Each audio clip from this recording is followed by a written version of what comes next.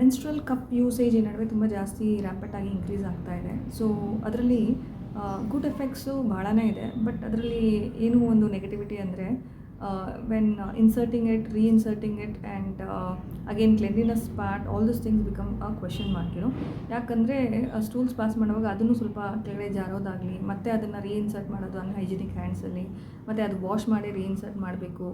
And all this becomes very important. Because ನೀವು ಆ cup use ಮಾಡುವಾಗ ನೀವೇನಾದರೂ ಇನ್ಫೆಕ್ಷನ್ಸ್ ಅದ್ರ ಮೂಲಕ ಏನಾದರೂ ಒಳಗಡೆ ಹೋಯಿತು ಅಂದರೆ ಮತ್ತೆ ಪುನಃ ವೆಜನಲ್ ಇನ್ಫೆಕ್ಷನ್ಸು ಎಲ್ಲನೂ ಪ್ರಾಬ್ಲಮ್ ಸಿಕ್ಕಾಕೊತೀರಾ.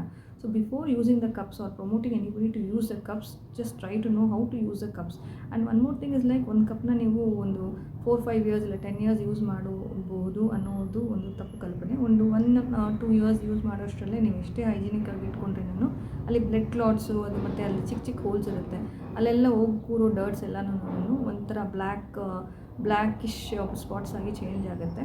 ಸೊ ಅವೆಲ್ಲನೂ ಇನ್ಫೆಕ್ಷನ್ಗೆ ಒಂದು ದೊಡ್ಡ ಮಾರ್ಗ.